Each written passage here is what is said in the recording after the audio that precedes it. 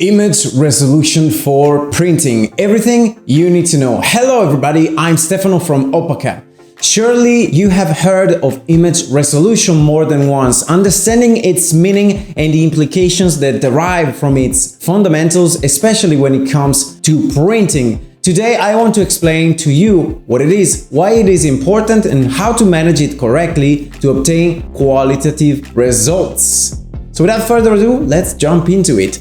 As you know, digital images are made up of pixels. Each pixel corresponds to a single point of light that comes from a screen and takes on a single value information of the entire image.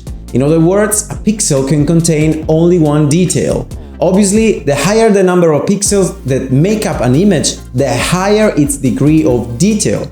Knowing how many pixels are present in an image gives us an idea of its quality and helps us understand when and where it is best to use it. What is meant by image resolution? By resolution of an image, we mean the resolution of the pixels or the number of pixels present in that image. It is usually indicated in ppi or pixels per inch, a unit of measurement that shows the number of pixels displayed per inch, knowing that 1 inch is 25.4 millimeters. The ppi value is always linked to the width and length of the reference image and is expressed as the horizontal measurement of the image for the vertical one. The relationship between the size of the image and its resolution always remains constant, unless you go to intervene on the image with resamplings. For example, knowing that the resolution is 6000 per 4000 tells us that the image is 6000 pixels wide and 4000 pixels high. Furthermore, by multiplying the two digits, the total number of pixels present in that image can be obtained.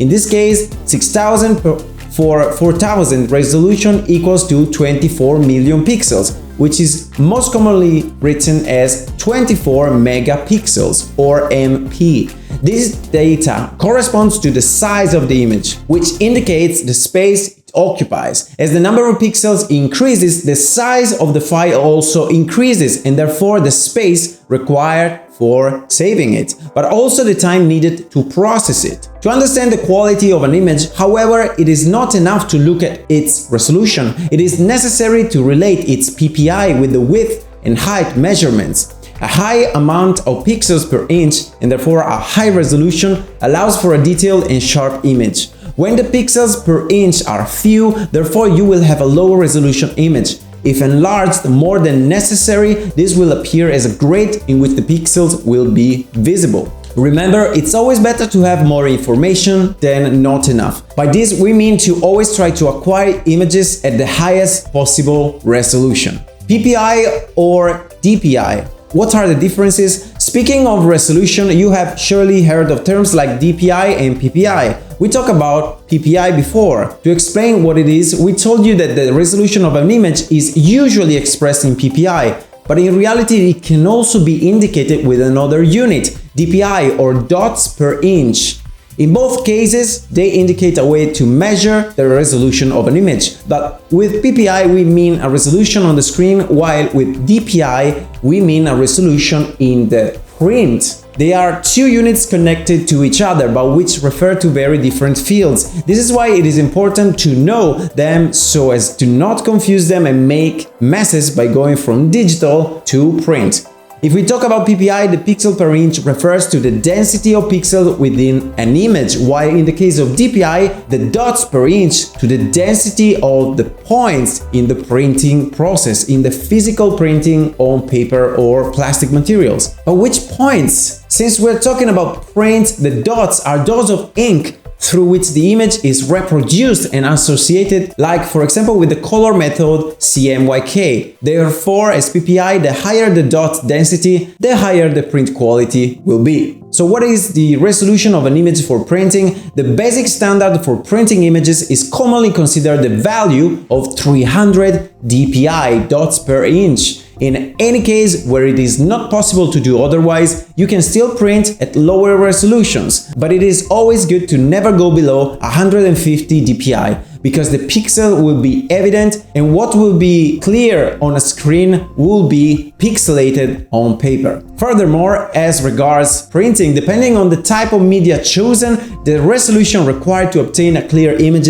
also varies. On a glossy coated paper, imperfections will be much more visible than on a more natural marked paper. How to know an image resolution? Resolution is one of the many pieces of information contained in the image metadata. It is therefore possible to know it by going to see in the properties of the file. Whether you're using a Mac or a PC, just right-click on the file and select Get Info on Mac or Properties and Details on PC. How an image can be used is closely related to its resolution. Low-resolution images don't have the same degree of detail as high-resolution ones, but this lack is compensated for efficiency. In terms of file size, low images are smaller and in some areas this can be helpful. Thanks to their small size, they are optimized for the web, their loading is faster and this helps to improve the user experience.